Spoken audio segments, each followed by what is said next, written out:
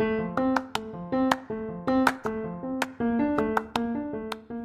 I'm Chris Ippolito, and welcome to the Get Coached podcast, where I'm documenting my journey from employee to entrepreneur while featuring the coaches that are helping me along the way. Each episode, these coaches provide actionable advice to help me and you, the audience, find more success as entrepreneurs. I invite you to join the journey so we can go and grow together. Welcome to another episode of the Get Coached podcast. In this episode, I sat down with Tom Matzen, who is an international bestseller and business coach, and now leads an emerging global enterprise with a mission to empower 10,000 authority entrepreneurs to build global movements and 7 to 8 figure businesses over the next 5 years. Tom and I talked about how to build a tribe of raving fans that would lead to a 7-figure business. Please enjoy this conversation with Tom Matzen. Hi, Tom. Hey, how are you? I'm doing awesome, Chris. How are you? I'm doing great. I'm a little excited about this episode because I had mentioned this before we started recording. It's a bit of a couple of firsts. This is the first time that I'm doing an episode without actually doing a pre-interview. And I want to preface that because there's going to probably be some different conversation here a little bit. But we did chat beforehand, so I feel good. You're a fellow Canadian, so there's obviously the instant bond there. Instant bond. But the good news for your listeners is I am bilingual. I speak American and Canadian. Perfect, because I think the majority of my audience is from Canada, which is which is really strange because the majority of my guests are Americans, but we'll see. Well, we'll have to go to Timmy's, and grab some Timbits. So I'd love if you could share your story, let the audience know who you are, and what your journey's been to get to where you're at now. Yeah, absolutely. And first off, I appreciate taking the time to chat today. I've been an entrepreneur for 36 years. 36 years, made and lost millions along the way, many times over. And I say that because as an entrepreneur, your best lessons are often from your biggest failures, your biggest mistakes, your biggest flops. Certainly that's been the case for me. And I think now I've come to the realization that it's not about eliminating the peaks and valleys. It's about shortening the downtime and bouncing back faster, and the planet's going through that as we record this, be broadcast later. Hopefully we're out of the craziness, but as we're recording this, it's going to get crazier before it gets better. Well, welcome to life as an entrepreneur, right? As an entrepreneur, or those that want to be an entrepreneur, one of the crazy advantages you have is you get to control your destiny. One of the crazy disadvantages you have is that you're in charge of your destiny. No one else is. And so that journey for me, I started in the corporate side and I loved it, but I realized early on I make a lousy employee. We were talking about this in one of your previous careers with one of the big banks. You'd give an idea and they'd say, yeah, that's not your job. That's not your job, Chris, to give ideas. We have entire departments that get up new ideas. Just do your job. I was like that. And I hated that. I didn't last in that environment. I wasn't good. So I would actually work and take a new job and take a new job and take a new job until I stopped learning. And I learned early on, the first 30, 40 years, learn as much as you can. And in the next 30, 40 years, earn as much as you can. Like, just be learning, be having fun. And so I would do that. And I was always a good employee. I want to be clear. I was always a good employee, but I also knew I was never going to last in that environment. That if I was going to have the impact I wanted, the income I wanted, or the influence I wanted, I needed to be an entrepreneur. And so I went out on my own years ago. I had businesses part-time while I was in the corporate side, but I went full-time. I think it's now 36 years ago. So nice. I'm what did Alex Mendozian call us? We're BGs. We're before Google. Before Google, okay. Which puts a lot of context on that side. It's been a great journey, and it's changed. The audience, the journey, who I work with, how I help. Initially, I was helping small business owners, bricks and mortar, service-based businesses grow and scale. And that was a lot of fun, and I got very good at it, so I could charge a lot of money. I learned early on from one of my mentors. We were talking about in a quick little pre-interview about Jay Abraham. He was my personal coach for a number of years. One of the smartest guys in marketing. I learned risk reversal and offering an amazing guarantee at 23. I learned to guarantee results as a coach. And for those of you that don't guarantee results as a coach, especially if you're a business coach, you're leaving money on the table. You're just leaving money on the table. And so fortunately, I learned that early. I got into that. Then I realized I would double their sales and I would leave them in chaos. It was a disaster. And I was like, why is it in such chaos? Well, they didn't have the systems for double the sales. They didn't have the systems. And so I was fortunate enough to hook up with Michael Gerber. I became an E-Myth mastery coach for a number of years, worked with one of the smartest guys on systems and processes or processes, right, Canadians, and turnkeying their business and having the business work with or without the owner. And I realized you need both, right? You need both. You need systems in place so the business works with or without you. And you need sales, you need revenue, you need new business, you need both to have a flourishing business. And I've since added in, you also need to be able to give back. You need to look at the planet and say, how can I make the world a better place? You know, I have a simple philosophy, Chris. Business has messed up the planet, and it's not government's job to fix it. It's business's job to fix it. If you think about it, everything worthwhile, somewhere along the way, an entrepreneur said, I can make that better. Or I can invent this. It's not even there yet. I can invent this, or whatever it happens to be. My son he's 13. He's a big Elon Musk fan.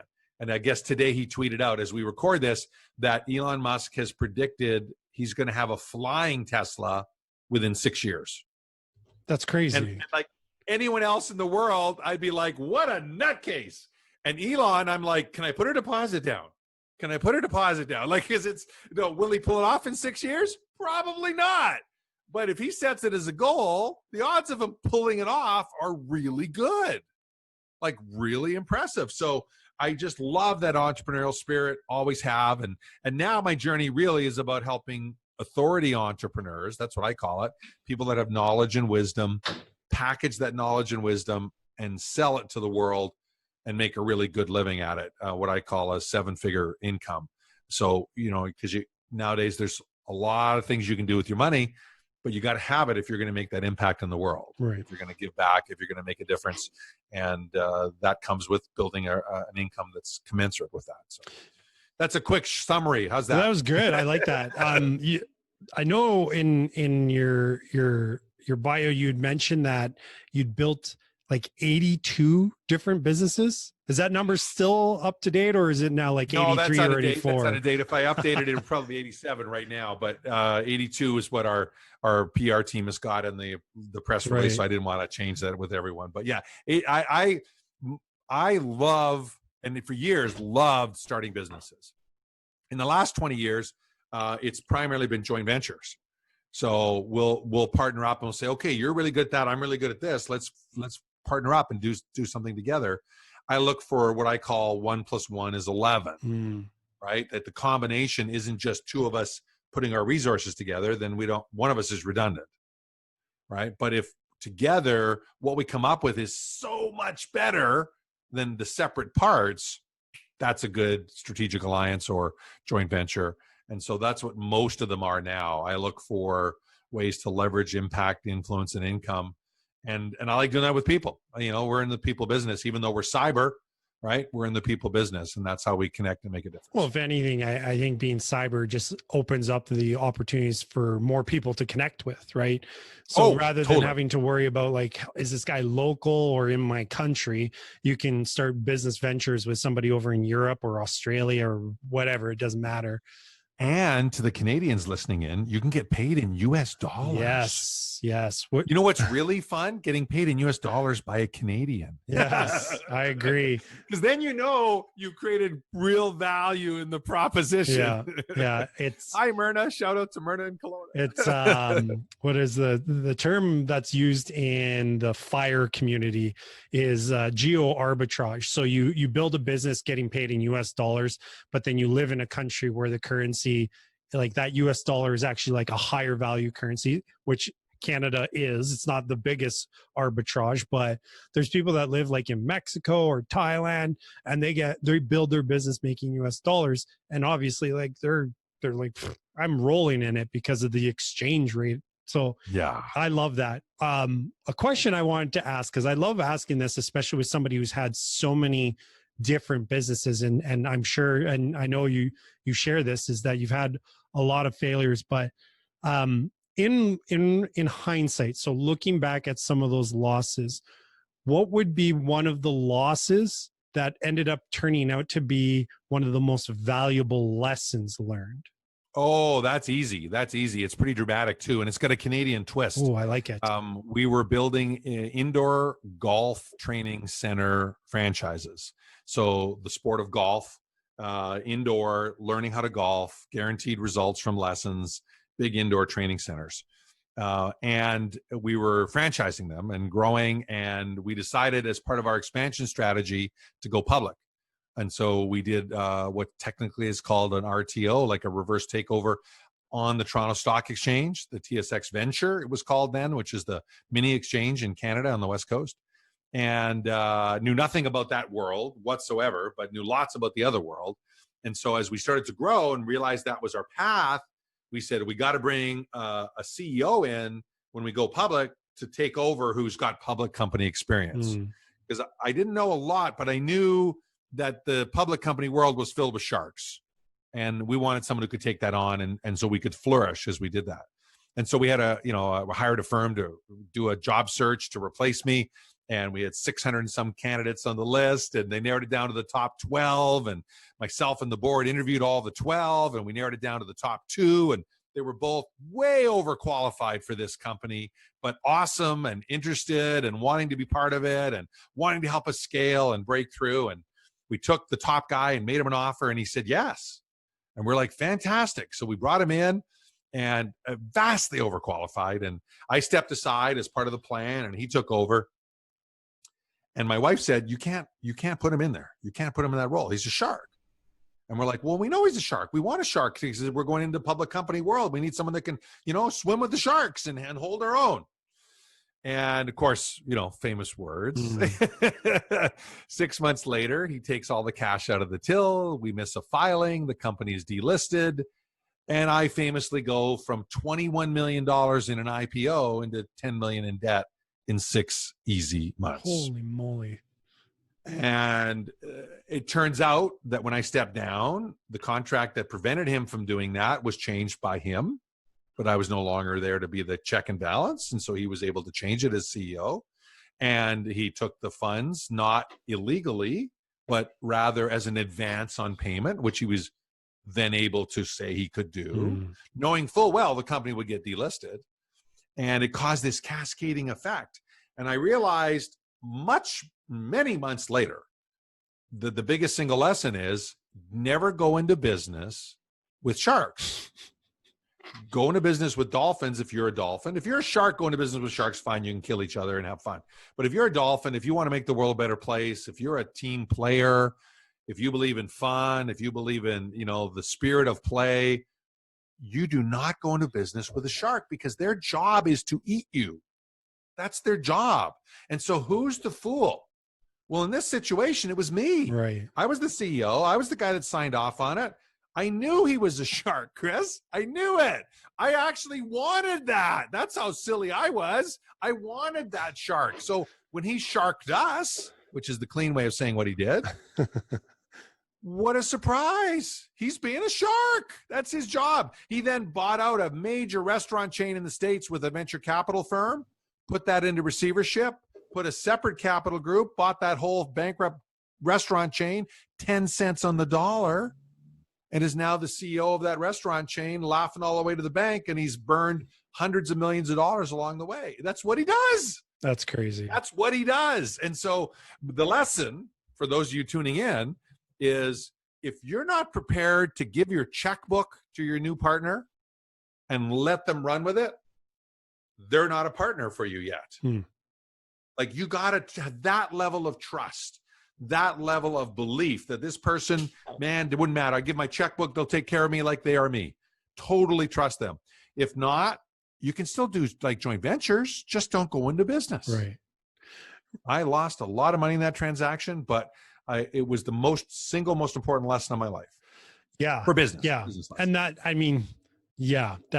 would be tough. I would find it, I guess, as much as I work on not allowing my emotions to control me, uh, not having gone through something to that extent, that would be, I can only imagine the emotions that you were experiencing throughout that.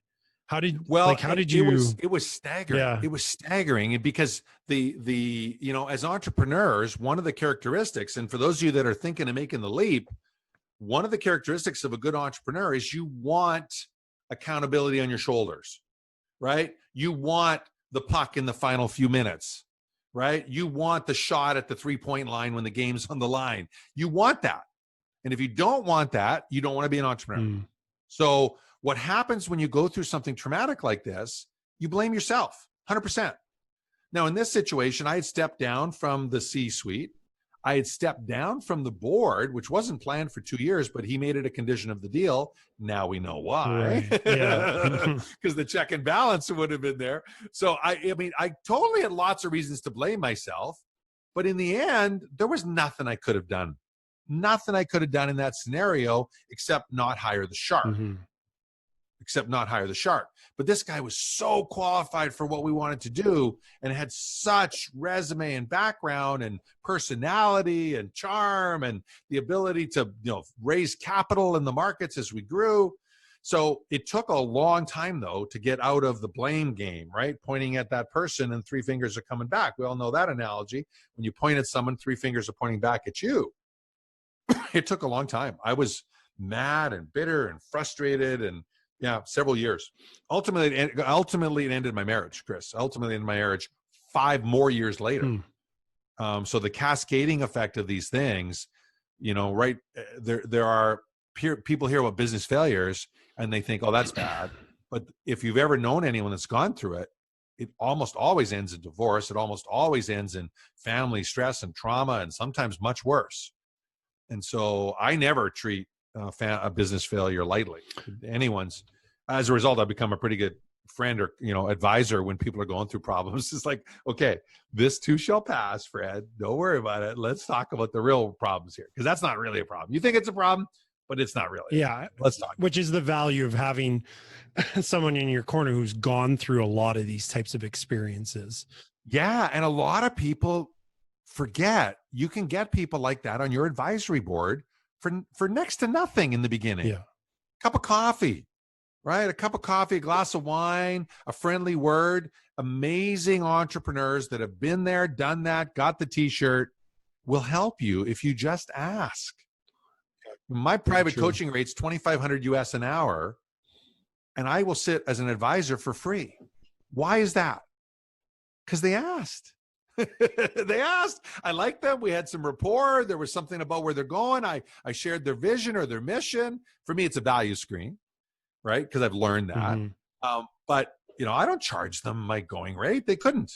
The people that I help out in that situation, they don't. We give away scholarships to our main program today. It's a $10,000 program. We give it away. We'll talk about it maybe at some point on the call today for those listening in. Why do we do that? Because we want to serve. Our entrepreneurs fundamentally want to serve, right? We want to serve our clients. We want to help them do great things in the world. And yes, in a free society, if you serve and bring value, guess what? You get paid. You get compensated for it, and you should. And if, by the way, for those listening in, if you're not getting paid well, you're probably not bringing lots of value to the marketplace. And I remember hearing that as a young entrepreneur and getting so pissed off when I heard that, because I wasn't bringing in the money I wanted to bring in. It's like, well, there's probably one of those fundamental laws at play here. If you're not, there's something to look at, and it's probably your strategy, not you. I want to be clear. It's probably not you. It's your strategy. Yeah. Change your strategy. You can change your income, change your life. You can't change you are you, right? You got strengths and weaknesses like everybody else. Your strategy, you can change like that. Yeah.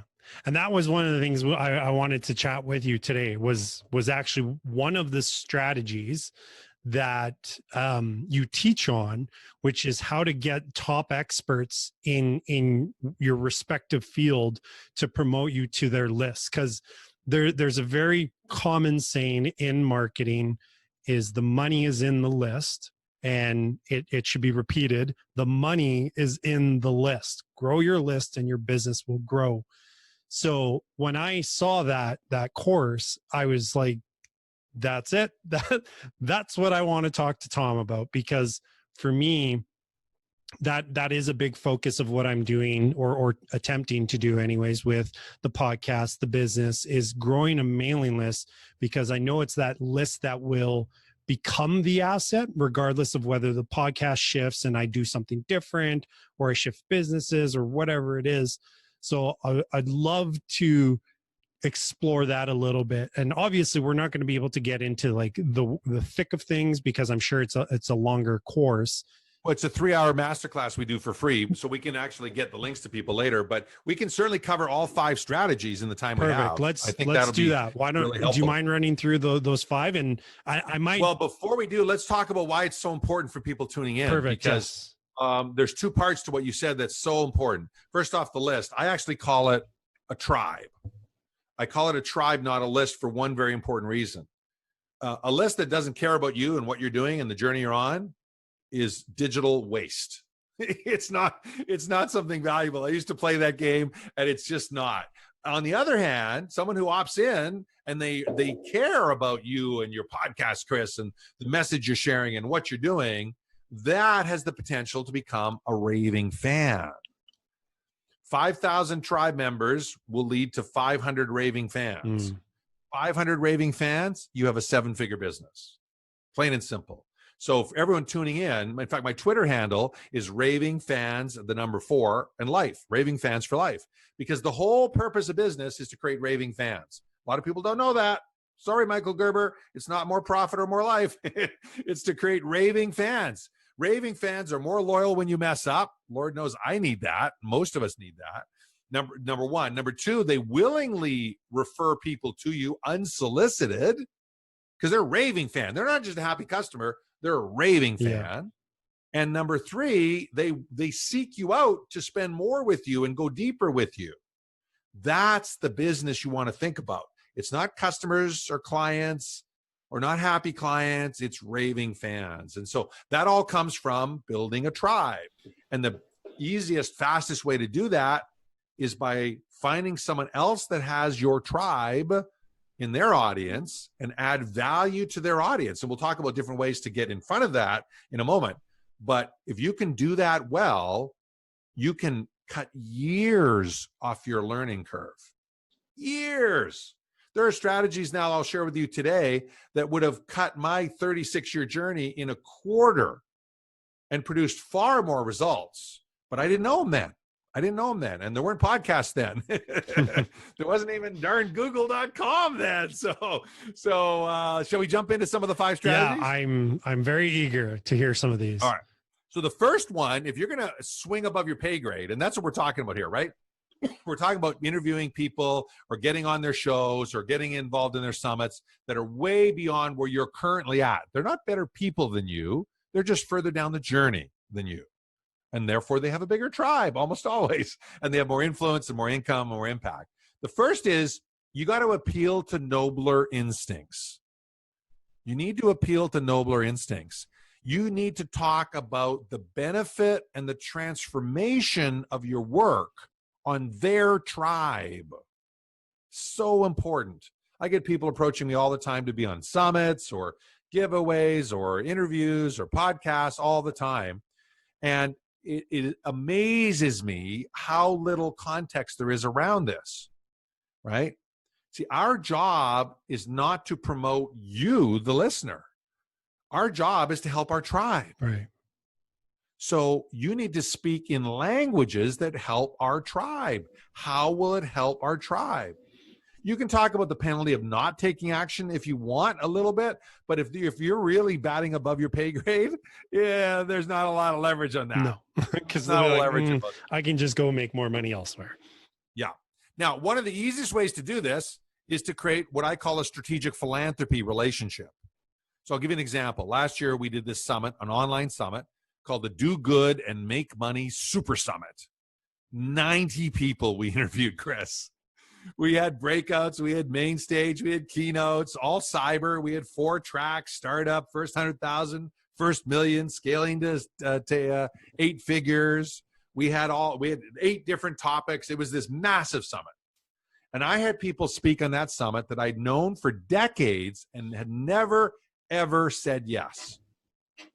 And said yes, yes, yes, yes. Why? Because we were adding value to them. 100% of the net proceeds were going to 2 nonprofits.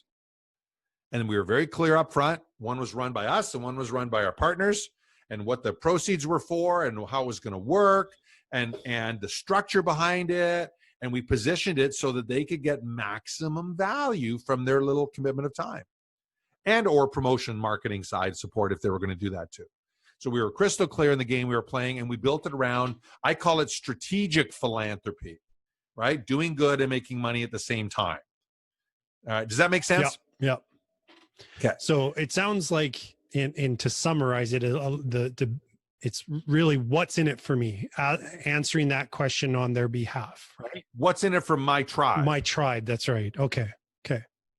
Yeah. My tribe. What's in it for my tribe? Not me. Right. That's what a lot of people make the mistake. I'm glad you stumbled on that. A lot of people make the mistake of, well, Jay Abraham will promote me because I can give him a commission. Right. Yeah, Jay Abraham makes $1 million falling off his chair. He's not going to make a commission of $500 and make it, oh, wow, thanks, Chris, $500. Yay, I could buy a nice bottle of Pinot Noir, right? He's not going to care about that. But if your message helps his tribe, he will care. Right. Because at this point, they've gotten to the point where their whole business and not even the business, it's like they perceive their purpose as serving their tribe. Right. Yep. Okay. Yep. That's why. Okay. That makes sense. Yep. The next key to making the top experts, to attracting the top experts is one that a lot of people aren't going to like. And I call it, get all your ducks in a row. Get all your ducks in a row. This is a ton of work. If you're going to get someone to promote for you, you have to be ready. You have to have email copy, or what they call swipe copy, with tested headlines. Do not have your marketing partners be your guinea pigs. That is just rude. It's absolutely rude. You got to have your social media posts with images, your opt-in pages, your opt-in forms, your landing pages, your cart abandonment emails if it's part of it. If you're doing low-ticket offers, your upsells or cross-sells, your Infusionsoft or Ontraport software to track referrals. All that needs to be in place as one of the ducks in a row. You also need to have a message. You need to have a clear, focused message, what some people call a signature talk, right? You probably heard that term, Chris, a signature talk, where you have clear, powerful outcomes, and you know what you're going to talk about, and you can do it in 15 minutes. You can do it in 55 minutes, right? With more stories and examples, but the key points are the same all the way through. You need to have that, and you need to have that and be ready for it. Otherwise, you're not going to provide value. And by the way, one of the keys in that process is you're not going to, the old model used to be, you got 5 things to teach to your method, teach 1 or 2 of them and tease the other 3. Come and get my free handout and you'll learn the other ones. That is such BS. Nobody wants to be manipulated. I don't care who you are. Even manipulators don't want to be manipulated. Right? And today, even more so than ever. So we don't do webinars anymore. We do master classes. What's the difference? Well, a webinar is 30, 45 minutes, 55 minutes, and the purpose is to sell you shit. Oops, did I say that on the air? To sell you something. That's the purpose, right? To sell you something. Master classes, our purpose is to train you and educate you and inspire you to take action in your life. Oh, and by the way, we have an offer, which is help you do this. So it's a totally different mindset. In fact, we design our master classes for people that will never talk to us again. They come to the master class, they get 3 hours of deep dive training. We'll never hear from them again. That's who we design it for. And lo and behold, we get lots of people apply for strategy sessions, and lots of those qualify. And we do very fine, thank you, on our sales. But that's not what the purpose is. That's the byproduct of the purpose. Right? So you got to have a good, clear message for that. The third part of getting your ducks in a row is you got to be ready for interviews. You got to have a good headshot that looks like you're a human being, not like someone who's wanted at the border for smuggling stuff across. You need to have a short bio and a long bio, because not everyone uses your bio. I know that comes as a shock to you, but my full bio takes 45 seconds to read. Not podcast-wise. Hardly anyone reads the full bio because they're chop. Now, I'm doing a main stage. I'm doing a keynote presentation. They read every damn word. In fact, I actually write it in the contract, Chris, that they must read every word, because I've learned if you don't, they don't, even on a keynote. So, and why is that important? Because in a keynote or some major presentation, you need the audience to understand your background, your context, your history, and why they should listen. You don't want to be wasting time telling them that. Talk. You want to be teaching and motivating and inspiring them instead. And you need a Q&A sheet. If you're going to do radio especially, or lots of podcasts, you need to do a Q&A sheet. What's a Q&A sheet? It is a list of frequently asked questions that you wish people would ask you, and you correspondingly have the answers prepared. And you send the questions out in advance as part of your kit. So when you're, especially when you're on radio, this is so important. Talk radio. Radio is a great way to get your message out. Doesn't have to be podcast. It can be conventional radio. They still exist. And they're desperate for good, awesome guests. And the first time I had a Q&A sheet, I'll never forget this, Chris. It was a radio station in Detroit. And we'd done one of these for the first time. And there were 18 questions. And the interview was the first 13 questions in order. It was crazy. Absolutely crazy.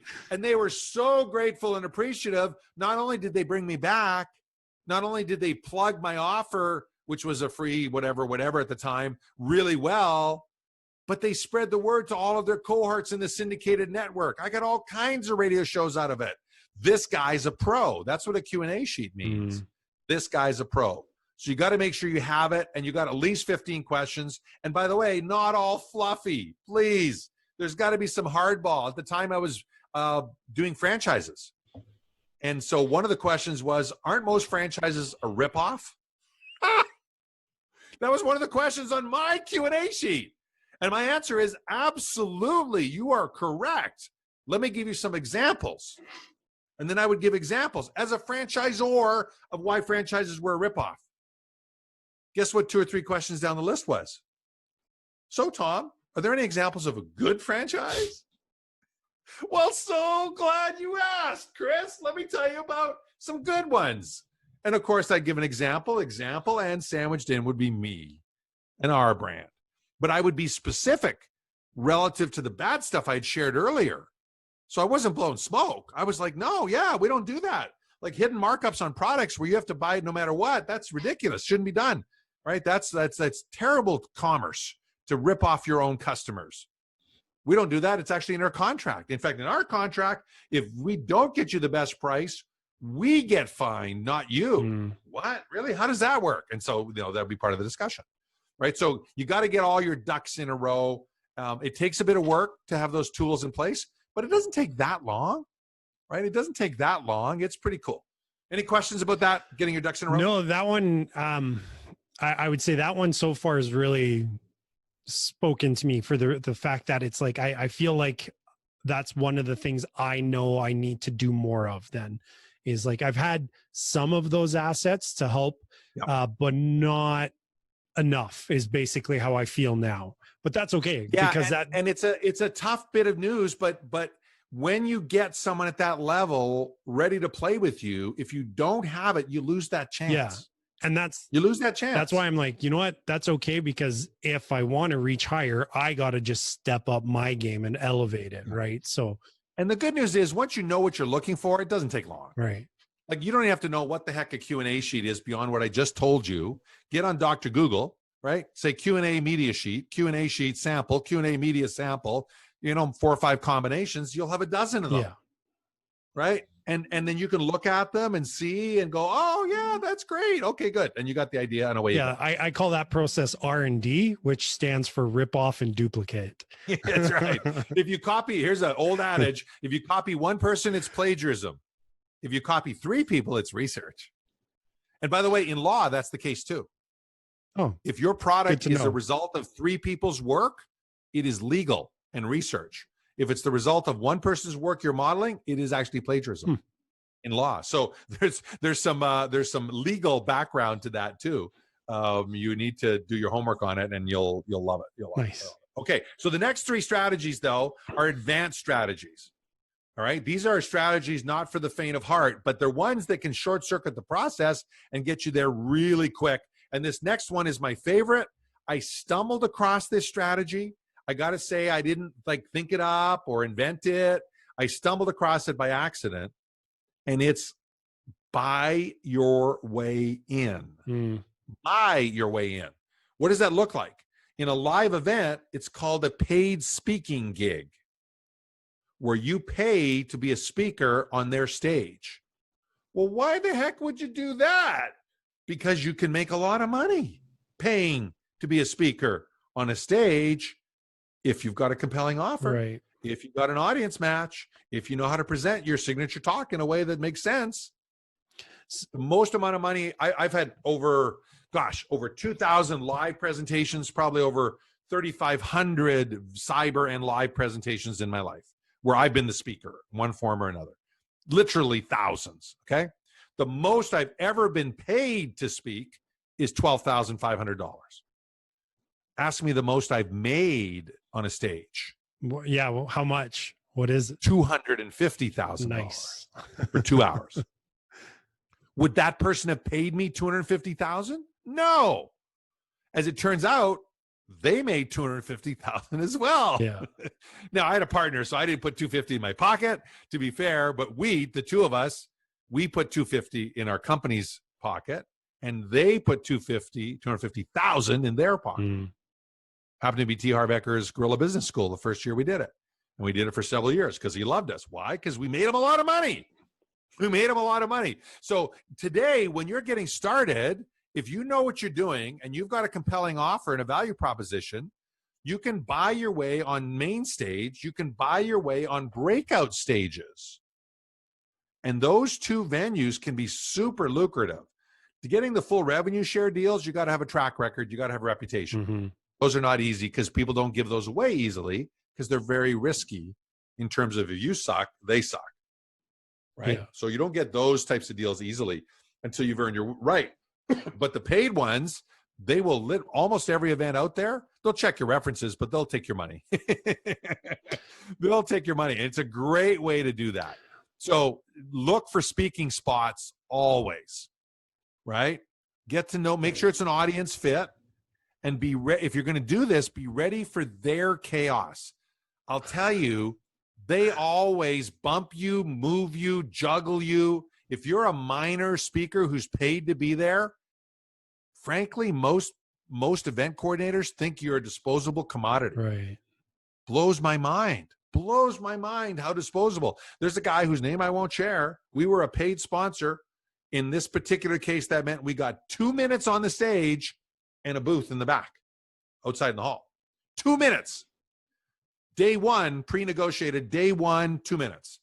Get there, and the event coordinator says, yeah, I got some bad news. You won't be able to speak on day one. We changed the schedule. You're going to speak on day 3 on a 3.5-day event.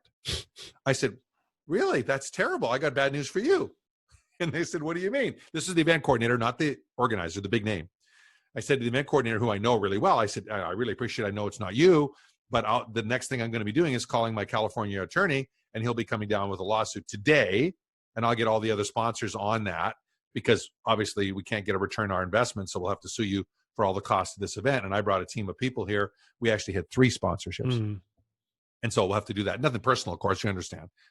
But you changed the schedule on us and changed the contract. She said, give me a chance. Give me a chance. I said, okay, no problem. And I wasn't upset. I wasn't mad. I didn't scream and yell. I just told her the facts. I didn't have a California lawyer, but I was going to find one really quickly. They came back and said, yeah, we'll put you on the stage. We'll put you on the stage. And we got our time back. But we literally had to threaten that. What type of merchant is that? We're his only people who paid him money. Everyone else came for free. We paid to be on that stage. But you're a disposable commodity. So you got to know that if you're going to play the paid game, you got to be ready for being jerked around and be flexible. And if you're flexible, boy, they're going to love you. They're going to love you. So does that strategy make sense? Yeah, that one makes sense. And a question on that one is, it sounds like the second strategy really should get refined before you even consider this third advanced one. Well, because to me, it's like, why would you? I would say it depends. It would depend, because if you have a compelling offer Yeah. but not all the swipe copy and links and landing pages and all that. You can actually make enough money to develop all that other stuff off of one good paid presentation. That's true. But if you, right? The last time I did a paid speaking gig, and now I do mostly revenue share arrangements. But the last time I did a paid one, I was a sponsor of a kickoff event by a guy I knew. It was the first time he was doing this event, but it was going to have 200 people in the room and my target audience. And it was $5,000, and we got to spend 15 minutes at lunch each day while they were eating food. Right. Very risky strategy, by the way. Because they're super distracted. But that was the only slot I could get. Well, we turned that into 6 figures of business. And so you can monetize anything if you've got a good, compelling offer. And by the way, what we presented, we didn't have when we said yes, Chris. We didn't have it. But what we did was a real good understanding that audience was our audience. Yeah. And so we designed something for them that they literally would want to stop eating and tune in. And that's exactly what happened. It was so awesome. We had a lot of fun with it. Now, to be fair, he moved us outside. It wasn't bad enough. It was supposed to be inside in the hall. He moved us outside because we were in San Diego and it was so sunny. He said, we got to go outside. Hope you don't mind. I go, yeah, we mind. No one can hear us. Oh, we'll have speakers. I said, they're not going to hear us. Half the room could hear us. Right. Still worked out. Remember I said you got to be flexible? Yeah. Right? Make sure your contract's solid, but also be flexible. We could have been jerks. We could have been a-holes and yelled and screamed. He was moving them outside for lunch. Why? Because it's a better lunch experience. They're in San Diego, right? Outside, sunny, palm trees. Better for him. Come on. So I guess maybe this is a little bit of like fear or reluctance on my part, but would it make sense then to try your hand at smaller events and like just get more comfortable on stage as a speaker? Or would you suggest definitely. Okay. Definitely. You don't want to do a paid gig as your very first time testing your offer. You want to test your offer. But here's the thing. Smaller gigs in front of the wrong audience isn't testing your offer. Right. Yeah, that's true. Isn't testing your offer. The good news today is you can test your offer in a cyber audience really easy. Really easy. Like we're going to offer a scholarship for people that want to build their authority and turn it into a high ticket program. We're going to offer a scholarship to people listening today. Yeah. I'll know whether that offer resonated with Chris's audience by whether or not people sign up once this is broadcast out in the universe. I'll know. It won't be a mystery. It'll either work or it won't work. And I'm giving away the knowledge and information anyhow. It doesn't matter to me in that sense. I'm not risking my whole business on it. I'm giving it away. Yeah. Right? That's an advanced strategy, by the way. People, do not give away your high ticket programs until you know what you're doing. But I love it. It's great. It makes the world a better place. And it turns out it's extremely lucrative for us because people become raving fans and refer us to other people. Yeah. So if you know what you're doing and you know your offer will resonate, absolutely. But most of us don't. When we start, most of us don't even have a clue. The danger, though, I've noticed, is people get advice from people who don't know what they're talking about when it comes to speaking, or haven't done it, haven't actually earned their money that way. And so they get really dangerous advice about mechanics as opposed to connection, as opposed to making a difference in someone's life. And so you never really know if your offer has landed because you suck. I'm not you as a person, you as a speaker. Right. Your skill set's not there yet. Your skill set's not there yet. Thank you, Mom. Dad would say, you suck. Right? The nice thing about getting paid to speak is there's no mystery. It worked or didn't work, right? And that's the part of what I love about it, frankly. Right? Like as we're recording this, we're creating a brand new masterclass. We're going to broadcast in a couple of weeks. And it's all about how to ethically profit from the chaos of this pandemic. Right? I hope by the time this broadcasts, people go, pandemic? What pandemic? I fear not, but I hope so. We're going to literally go out and say, hey, how can you ethically profit from the chaos? Not survive. That's what most people are talking about, right? Get through it. Forget get through it. We're entrepreneurs. Entrepreneurs should thrive through the process. Ethically thrive, absolutely. So that's a high bar, a high challenge. And we're going to find out if we're resonating by how people respond to the content and how people respond to the offer, which will be a different scholarship offer. and whether they send us love, which is reviews. When you're doing online things, love is reviews. Those listening today, if you don't know that, please appreciate this. If you love the content of this chat with Chris and I, or any other Chris's chat, you share the love by going to the podcast platforms he's on and give a review. Yeah. That's how you say thanks to Chris and Tom. That's how you say thanks. You don't track us down on social media and send us a thank you note privately. You can do that too. That's fine. We like that. We have no problem with that. Connect with us on LinkedIn or Facebook or whatever and say hi. Great. But that's not how you show love. In digital world, you show love by posting a review. Yeah. Posting a review. And you need to know that. And same thing happens when you're working courting those big speakers, right? By the way, you need to do that. You need to show some genuine love to them. Not false love, but genuine love. Right. All right, time for the next two strategies, strategies? Yeah, absolutely. This one's a simple strategy, but boy, oh boy, it's important with the big boys and girls. And that is cloning. So if you get, can I use her name? Yeah, because she's very transparent about this. Laurel Langmeyer is one of the top speakers in the make money world of becoming, I think she calls herself millionaire maker right now. So Laurel Langmeyer, some of you may have heard of her. Some of you may have been to some of her events. I think she's brilliant. She's not my taste, but I think she's brilliant. Just full transparency. But she's got some really, really smart strategies on how to make a lot of money. And if you ever get Laurel to promote you, she's the one I learned this strategy from. She will have you take your opt-in page, Chris, and clone it on her site and have her opt-in form gather the leads and send you the names of the people that buy. Right. You don't get to collect names from her list, period. But she's got 750,000 people on her list. So would you put up with just the results, the opt-ins that monetize? Yeah. Yes. Or would you say, no way, you have to use my landing page, Ms. Langmeyer? Like, well, then she'd say, bye-bye.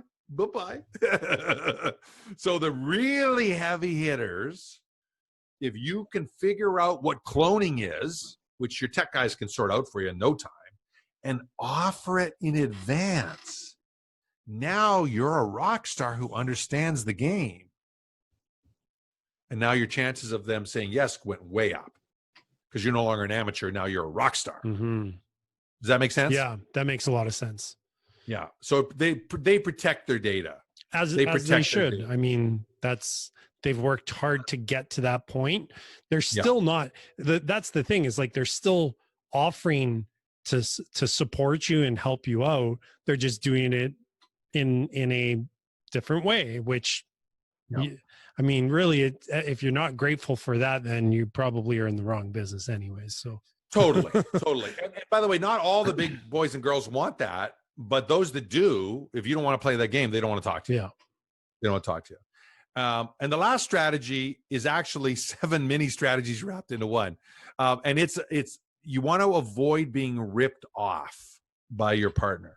You want to avoid being ripped off by your partner. And this is a handout we would give out to promote that masterclass that you were talking about on this very topic, because I've done so many joint ventures and so many strategic alliances over the years that when I started looking back at what was the difference between good ones and bad ones, there was a pattern. And it came down to 7 things. 7 things that got me from, boy, you're stupid, Tom, to you just missed one of these 7 things. In fact, when I look back, every single time one of these 7 was there, sometimes 2 or 3. Sometimes 2 or 3. And I have a little quote I like to say, when you think you're feeling stupid, right? Take a moment to remember there are people who think the space program is fake and professional wrestling is real. Okay. So it's all relative. All right. Do you want to hear the 7 ways? Yeah. Make sure you don't get ripped off. Absolutely. Number 1, you must understand what's in it for them.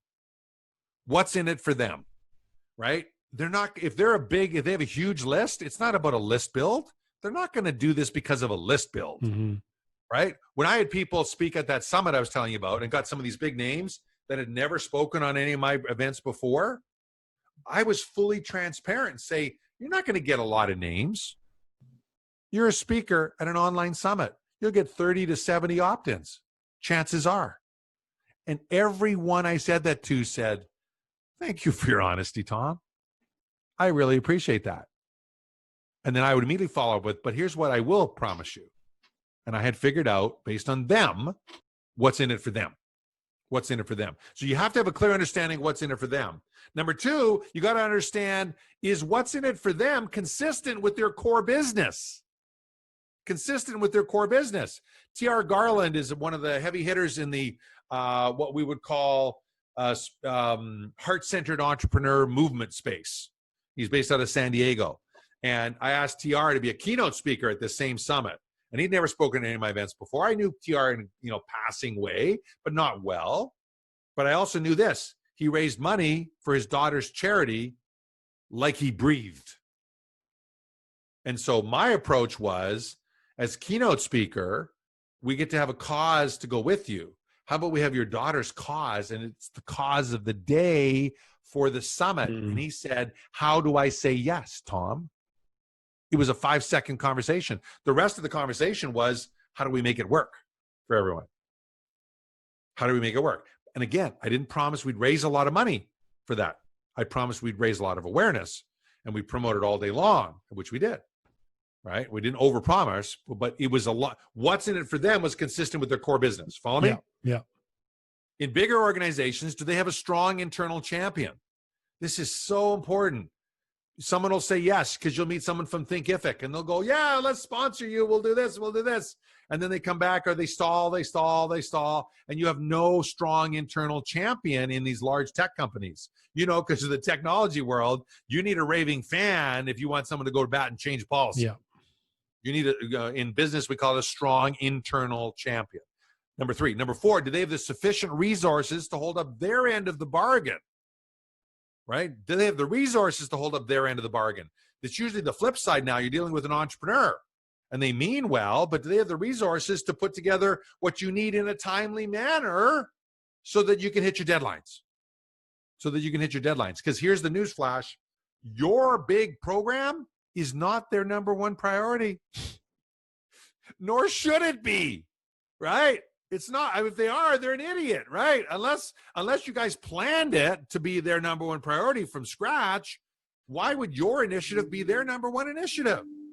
So you got to make sure the resources are there. And what are the resources that count? Time, money, and influence. Time, money, and influence. Got to have all three. Mm-hmm. Does this initiative, whatever you're working on, meet your partner's ROI hurdle rate, which is a fancy way of saying, is it worth their while? Is it worth their while? If they're doing it for opt-ins and only because of opt-ins, and you're a new giveaway host or summit host and you can't guarantee opt-ins, you got to say that, brother. You got to come out and say that. There are other ways to help them with that goal, right? You can put a Facebook pixel from their Facebook account on your site and get them all the traffic, not just the opt-ins, right? There's a little hack trick there for you guys out there. I like that one.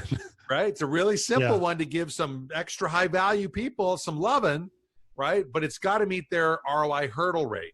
In our case, when we are asked to promote someone else's material, my only question is, show me your free material and how it will help my tribe. How will it help my tribe?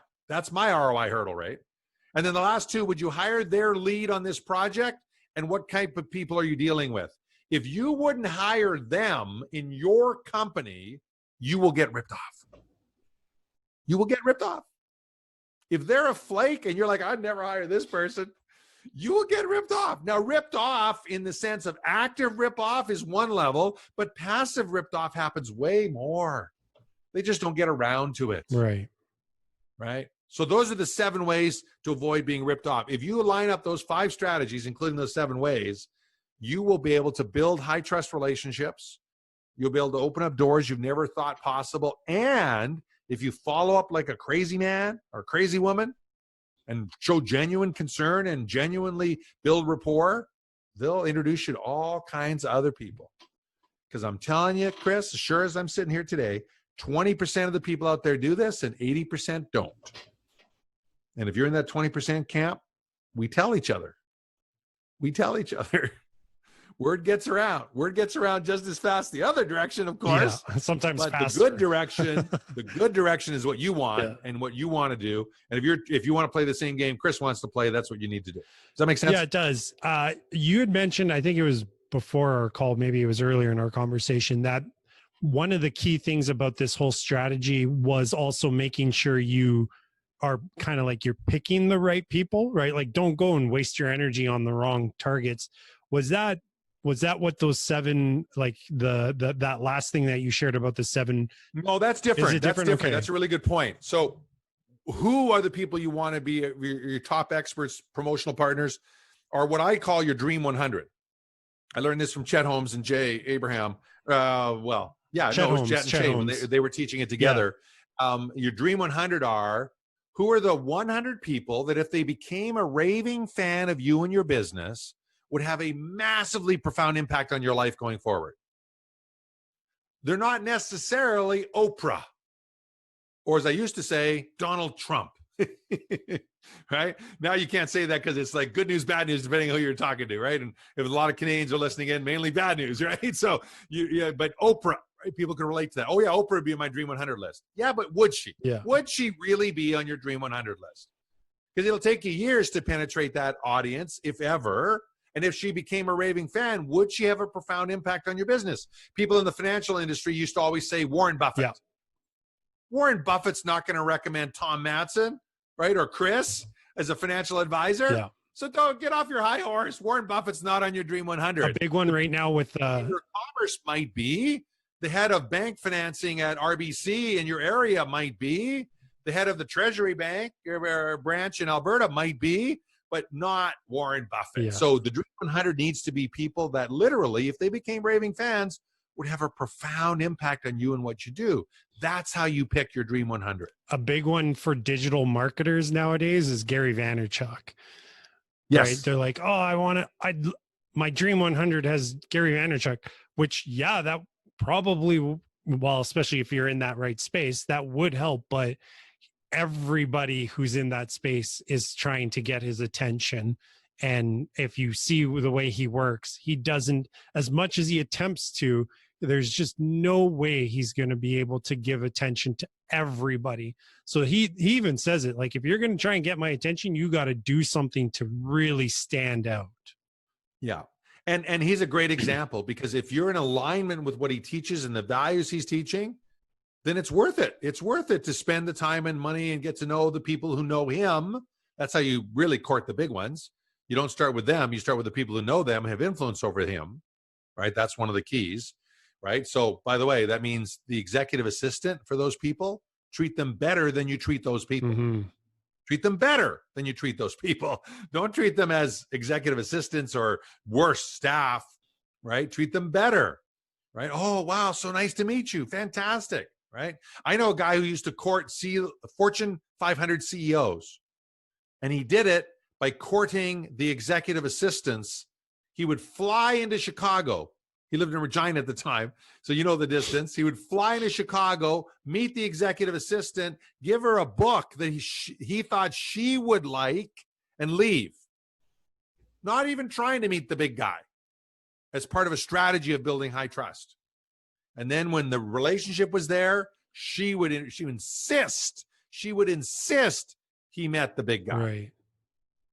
Now, he happened to sell Motorola phone systems that were $3 to $5 million a pop, because it was a whole network. Right. Yeah. Yeah. So you can afford to take some time to build that high trust relationship, right?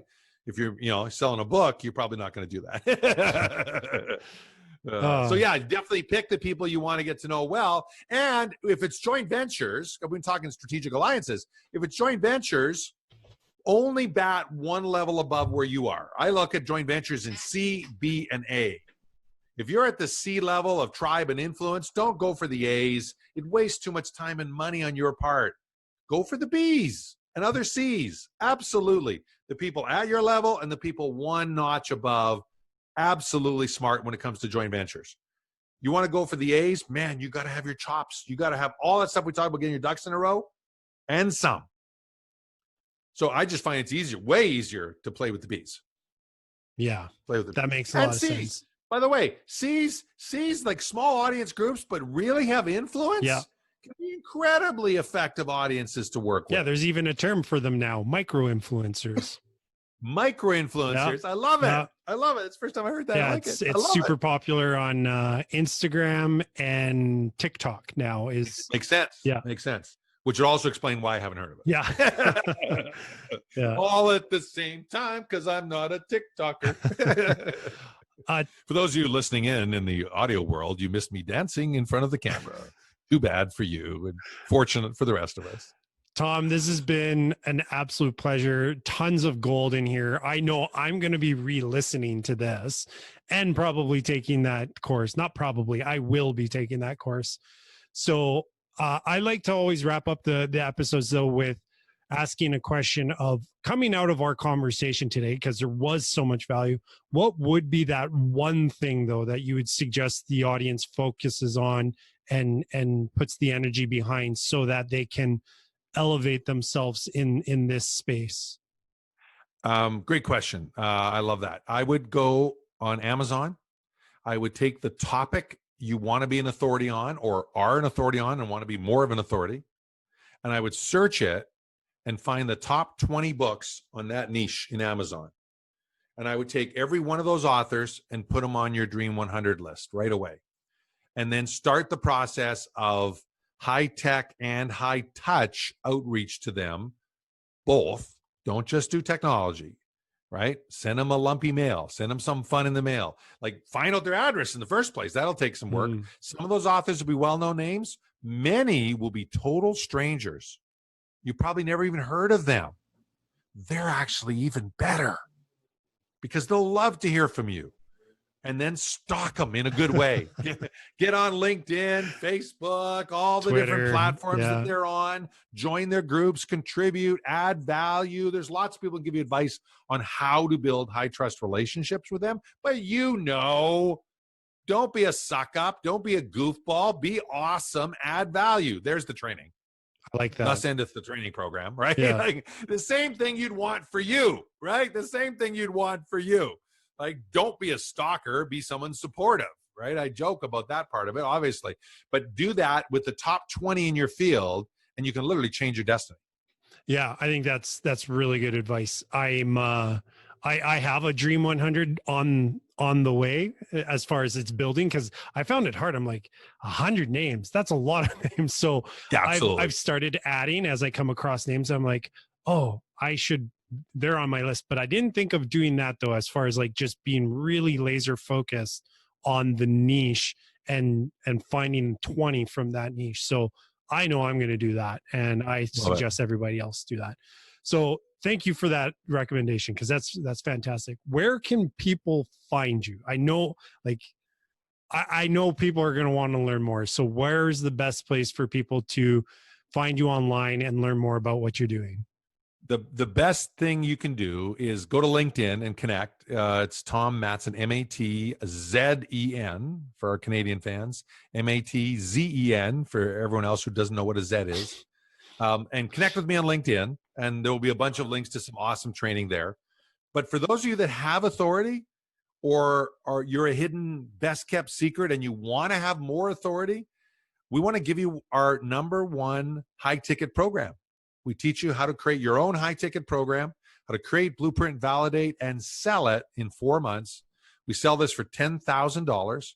It comes with 12 coaching calls a month and success partners and training and templates and everything you could imagine for a paid program worth $10,000. And it's our gift to you as a scholarship if you think you qualify. And right now, just so you guys know, about 82% of the people filling out the application qualify. Not everyone gets in, so just know that.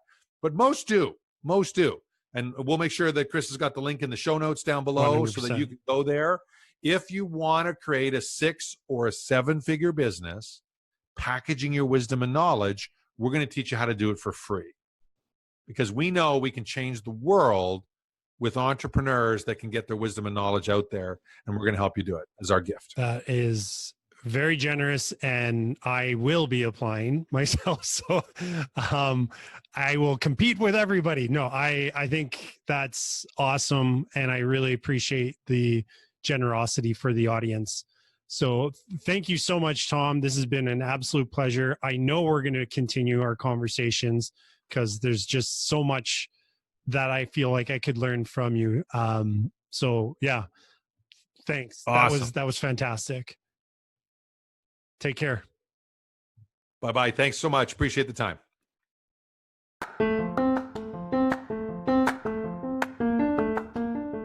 Thanks for listening to the Get Coached podcast. If you're looking for more information, you can head over to our website, which is getcoachedpodcast.com. You'll find the show notes for this and every other episode there. And if getting actionable advice every week from professional coaches is something you want more of, then make sure to subscribe so you don't miss any future episodes.